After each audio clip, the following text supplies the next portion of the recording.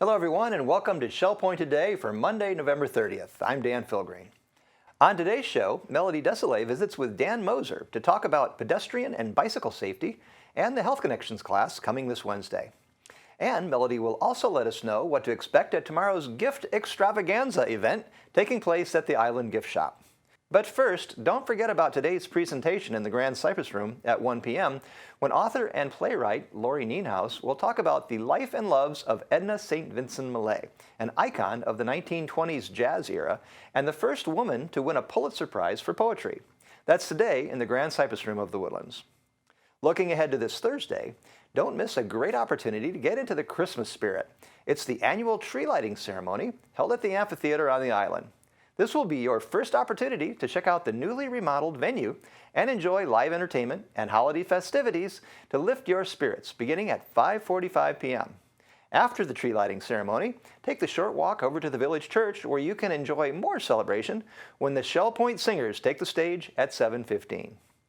And this weekend, the Season of Praise series at the village church proudly presents Christmas with C.S. Lewis. British actor David Payne will bring the British novelist to life in this one-man dramatic presentation. Stories of family, friends, and faith, the writing of the Chronicles of Narnia, and thoughts on British Christmas traditions will come to life in this special evening presentation. Christmas with C.S. Lewis will begin at 6:15 p.m. at the village church on Sunday. All this exciting Christmas celebration will no doubt get you into the mood and probably make you want to do some singing. What better way to celebrate than with fellow Shell Point residents aboard the Suzy Q as you enjoy eggnog and cookies on a sunset cruise. Make sure to sign up at either service desk for one of the Christmas caroling cruises beginning Monday, December 7th. Other caroling cruises will take place on the 10th, 17th, and 22nd of December as well.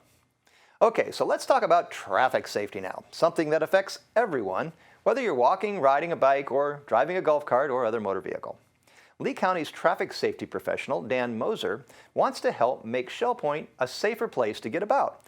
And he speaks with Melody Desilets now about Wednesday's interactive traffic safety presentation.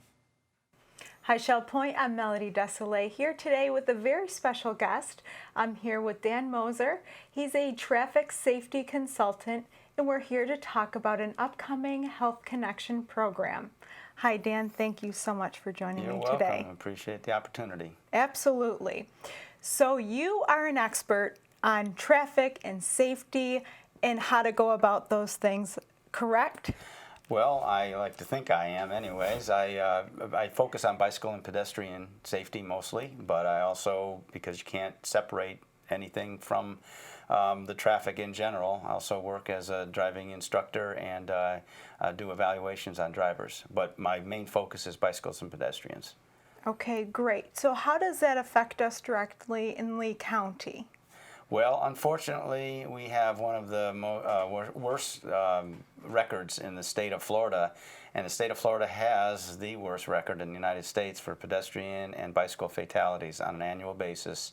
Our rate is always the worst, and we're one of the top worst counties, unfortunately for us. Of the 67 counties, we're in the top 10. Wow, that is unfortunate. So what's happening is you're rolling out a program with Lee County and other promoters. Can you explain that a little bit for us? Yeah, I guess, well, we're trying to focus on all areas of health and safety and doing little programs interspersed with the expo type setting. And I'm going to do a program called Walk Wisely, and it's an interactive program where the participants will be able to vote on things. Some things are questions about their perception of the safety around them as they go about their daily walks or drives, and others are yes or no answers on things like which way do you walk when you're having to walk on the side of the road with or against traffic, or things like if you're on your bicycle, are you allowed on sidewalks? Questions like that. Now, before we began this interview, you and I were talking a little bit, and it was quite eye-opening, just the questions that you were asking, because our perception may not always be correct. So we're encouraging our residents to come and get involved because knowledge is power when it comes to not only walking, but bicycling and the pedestrian and driving. It's all very, very important. And moving forward, we want to have better results in these annual records. Absolutely. And yeah, what you said is all true. A lot of times people are either ignorant of the law, or they think they know the answer and they don't. Things like, why are bicyclists in the road? Well, in all 50 states they're actually allowed in the road, and from a safety perspective, in almost all cases they're safer on the road than on side paths because of side turning movements and things like that, and depending on your skill level as well and comfort level. But a lot of people do things, as we mentioned, that sometimes they're very unpredictable because they don't know the right answer, or they think they do, so they do something that's no way that the driver or the other person that's having to deal with that could have anticipated they were going to do. That is quite common. Riding against traffic as a bicyclist is one of the big ones, because people pulling out of side streets may never see that bicyclist until they're looking them in the eye and about to run into them.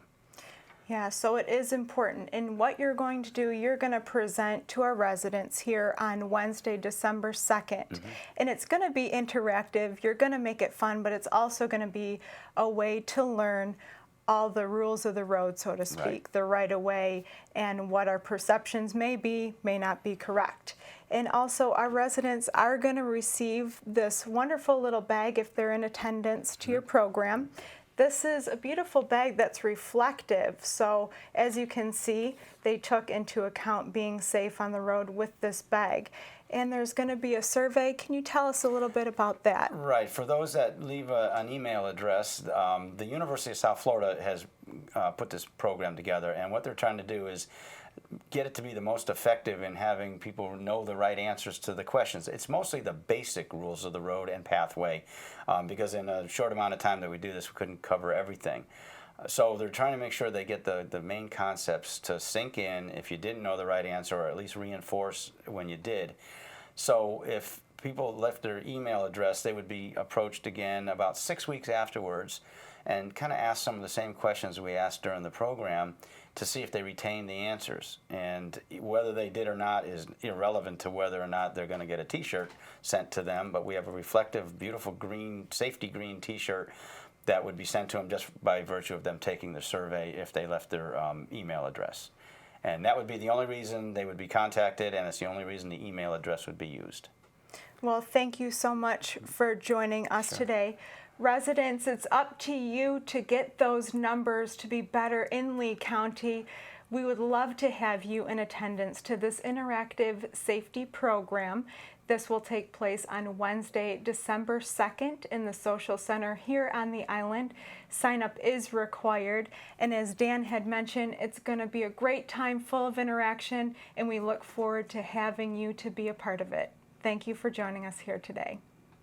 Melody Desilets and Shell Point resident Sam Cutter are standing by outside the gift shop on the island to talk about the upcoming Extravaganza. It seems that Santa and his elves have been very busy down at the Creativity Tunnel, making gifts and toys that the artisans will sell at the Extravaganza tomorrow. Here's Melody to tell us more.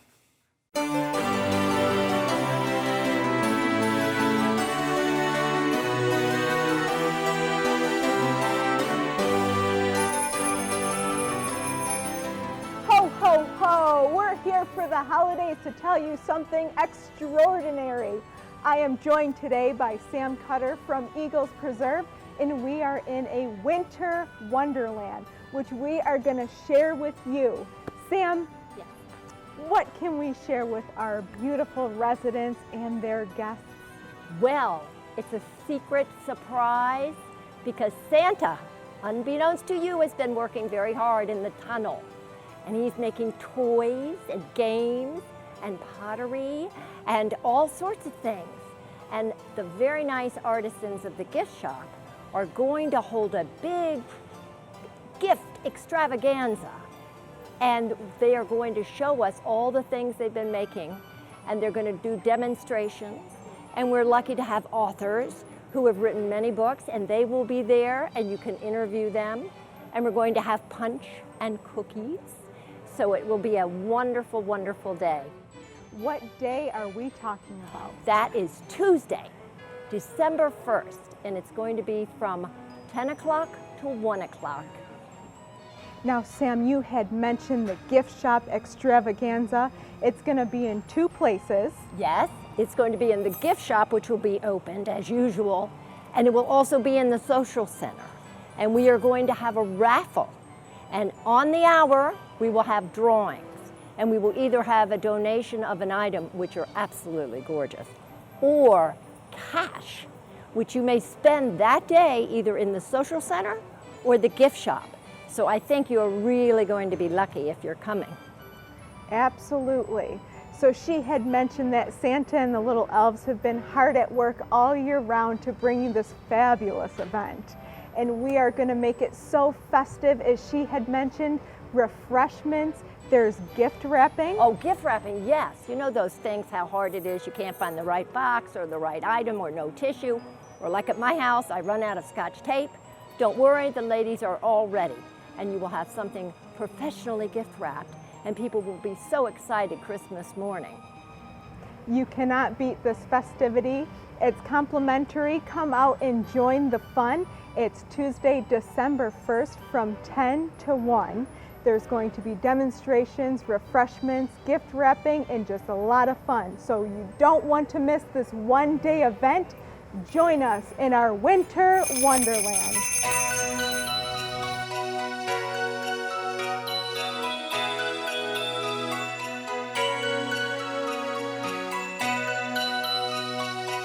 I am joined by two volunteers. I have Carol Desilets from Eagles Preserve and Kathy Battles from Palm Acres, and they are two volunteers who work in the gift shop here on the island.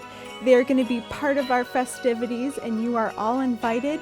And I wanted to just say a special thank you to our volunteers who make this each and every year such a successful event.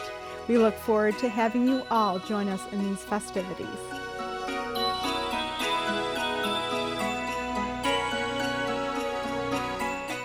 And now, let's take a look at today's happenings, menus, and Village Church connections, right after this Listening to the Words preview from David Howenstein. The challenges and benefits of traveling. That's the theme of this edition of Listening to the Words. First, an article written by actor and travel writer Andrew McCarthy titled, Where the Best Moments Happen. The subtitle is Finding Wonder and Love Outside Your Comfort Zone. Next, Southwest Florida travel writer Joseph Martin paints a memory picture that will truly make you wish you were here to see the house in Barcelona. Then a young woman falls in love with her college teacher and finds herself in Africa, married to an African chief. Enjoy a falling in love story described by a genius of word combination. It's titled A Forest of Glass. Back here at Shell Point, from Ruth Duber, get a quick history of Shell Point's own theater, Spot, whose last production was recently mounted. Then some going to school days remembered by Shell Point resident Mildred Daughter, and from Shell Pointer Colleen Curry getting down and muddy as she walks her little sister to school. This is David Howenstein, promising all that and some fun stuff at the end of the program that appears on Shell Point Channel 12 all day, all week, mixed from time to time among other features. As always, thank you for listening to the words.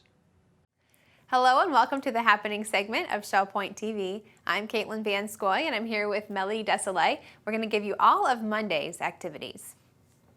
We start at 8 o'clock with men's match play tennis. That'll be at the Woodlands Tennis Courts. At 8:45, we have virtual bowling in the Resident Activity Center on the island. And at 9:15, we have billiards. They'll be played in the Resident Activity Center. The Lollygaggers paddlers will be heading out for their weekly outing at 9:15, leaving from the kayak storage. Also at 9:15, pottery with instruction will be in the pottery studio down in the island tunnel. At 10 o'clock, we have men's match play tennis. They'll be at the Woodlands Tennis Courts. And the Suzy Q heads out to Matanzas on the Bay at 10 o'clock. You do need to sign up for that one. At 10:30, we have Disciple Men's Bible Study Group in the Woodlands Game Room. And at 10:45, we have Table Tennis Playing Clinic. That'll be in the Tarpon Room on the island. Here's Melody to tell you all about our afternoon. Thank you, Caitlin. Well, we start off at noon with Mahjong being played in the Sable Room at the Woodlands. Now, Remembering Miss Malay will take place in the Grand Cypress Room at the Woodlands as well at 1 o'clock. That is a program. At 1:15, we have advanced table tennis being played in the Tarpon Room on the island. Also at 1:15, we have Samba, which is a card game being played in the Resident Activity Center on the island. At 1:30, the model train room will be open for tours, and that lasts until 3:30. At 1:45, we have a Health Connection Balance and Mobility Training for Beginners class. This will take place in the Health Club. At 2 o'clock, the Beady-Eyed Bee Club will meet in the Oak Room at the Woodlands. And at 2:45, we have Journey Through Grief Support Group meeting in the Village Church Chapel. At 3 o'clock, we have Health Connections Pilates Stretch taking place in the Health Club. And at 3:15, we have the Shell Point Singers Rehearsal taking place in the Village Church Choir Room. At 5 o'clock, we have the singles table open at the Crystal Dining Room. And at 6:30, we have Beginners Square Dancing taking place in the Health Club on the island. Also at 6:30, we have Duplicate Bridge being played in the game room at the Woodlands. And 7:30 brings us to Square Dancing in the Health Club. That wraps up our Monday events. Thank you so much for having both of us here today for the happenings. We have a very special event occurring tomorrow. It's the gift shop Extravaganza. So stay tuned tomorrow for what's to come. We look forward to seeing you. Hi, I'm Terry Kolath with your Academy information for Monday, November 30th. Today at 10:30 is your last opportunity to attend Anatomy of Words for the semester. You're all welcome in the Oak Room of the Woodlands. Since this is the last day for the fall semester of the Academy of Lifelong Learning, I want to thank all resident volunteer presenters, assistants, and hosts. And I want to thank all resident lifelong learners. Please watch for your next brochure in your ShellPoint mailbox and on your ShellPoint website, www.shellpoint.net. On Wednesday, December 16th, registration begins at either service desk and online on Thursday, December 17th, and then classes begin Monday, January 11th, 2016. I look forward to seeing you at an Academy class soon. Menus for Monday. In the Crystal Room, the Crystal Platter is fried chicken with baked beans and macaroni and cheese. The dinner special is Old Home Cooking Night for $13.95. The soup of the day is Senate Bean. In the Island Cafe for lunch, the special is a mushroom Swiss burger with fries for $7.75. The dinner special is a avocado, bacon, and Swiss cheeseburger wrap with fried green beans for $8.75. And the Palm Grill is closed on Mondays. All menus are available 24 hours a day at www.shellpoint.net. Welcome to Village Church Connections. I'm David Pavey. It's been said that every man has two countries, his own and France. France, with its medieval cities, its tranquil villages, its mountains, and the Mediterranean beaches. It's also renowned for its sophisticated cuisine and wines, of course. Over 84 million foreign tourists visited France in 2013, making it the most popular tourist destination in the world. Little surprise, therefore, that Paris is home to 20% of the French population, 10 million people, and it's Europe's top tourist city with 20 million overnight visitors per year. Observed Ralph Waldo Emerson, France built Paris for the world. The French capital city hosts some of the world's most recognizable landmarks, such as the Eiffel Tower, the Arc de Triomphe, the Cathedral of Notre Dame, the Sacré-Cœur Church, the Luxembourg Gardens, and the Latin Quarter, and many more. But, as Winston Churchill declared in 1940, the news from France is very bad. And the news from France was very, very bad on Friday, November 13th, 2015. A series of coordinated terrorist attacks occurred in Paris, some of them in one of the suburbs. 6 mass shootings and 3 separate suicide bombings occurred near the Stade de France. The deadliest attack was at the Bataclan Theatre, where attackers took hostages and engaged in a standoff with police, which ended shortly after midnight. At least 132 were killed in these attacks, 89 of them at the theater. A further 352 people were injured, including 99 people described as being seriously injured.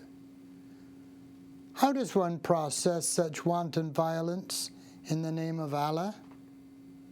How does one deal with ISIS bragging about the massacre and calling it just the beginning of the storm? The tragedy came home to me personally, partly because I know well that area of Paris. I know the Bataclan Theatre and those restaurants. In fact, a few years ago, our church in Paris rented the theatre on Sunday mornings for our morning services. But it also touched me when I read one of the many stories concerning the search for loved ones that took place after the massacre. The story concerns one Alexis Breuil, aged 26, who, following the slaughter, searched for his younger sister, Élodie, aged 23, a design student at the Condé School of Design. Was she alive or dead? Or somewhere suffering in a hospital bed, alone? He didn't know. Élodie had left that afternoon with 6 of her friends, bound for the concert put on by an American group called Eagles of Death Metal. But she didn't come home. Alexis Breuil and his parents immediately began calling Élodie's friends. Finally, they found one who'd been with her. The friend told them that he was 3 meters from Élodie when the shooting began, but he quickly lost her. They all hit the ground. Some people began yelling to run for an exit nearby. A man next to him was paralyzed with fear, and together, hand in hand, they ran. The man clutching his hand was shot and fell, dragging him down. Covered in blood, he got up and ran for the next exit. Outside, he found his friends, all except his girlfriend and Élodie. Can you imagine, sighed Alexis? One day you're just a happy teenager playing video games. The next you're lying in a pool of blood with corpses all around you. The Breuil family called Élodie's cell phone all night. No answer. They called emergency lines and every hospital they could think of. Nothing. Frustrated, Alexis and his father left their home and drove to La Salpêtrière Hospital in the 13th district. She wasn't there, but they were told to go to the Hôtel Dieu Hospital across from Notre Dame. There they were told they might find a list of injured or unidentified victims. They found no such list, but were advised once again to move on, to go to l'École Militaire, a vast military complex near the Eiffel Tower. The reception room at l'École Militaire could have been set up for a party, with cocktail tables and coffee on one end and dining tables at the other. Red cushioned chairs lined the walls as if for a dance, many of them occupied by 75 people in various states of distress. Some wept bitterly. Every now and again someone would get a call, that dreaded call, and they would break down, wailing. Breuil ignored the little plate of chocolate cookies placed in neat rows on a gilded paper tray in front of him. He fiddled with his iPhone, trying hard not to look at it for news because his battery was dying, but unable to resist, checking every few minutes for word of his sister. No news. It was 3:30 p.m. and they waited, trying to hope for good news. 2 hours later, a man came out and announced that they would be consulting with each family one by one. They got in a line. A little later, the waiting was over. Élodie was dead. Let us pray for healing for the injured and for comfort for the bereaved in France. Nobody wants to have his life end in such brutal fashion, cut off by the hand of savage fanatics. But such events do remind us of the brevity of life and the need to be ready to meet our Creator. So let us make sure that we are ready for the final call. Little did Elodie Boy think that Friday would be her last day, but it was, and our day will come, hopefully more gently and with some warning.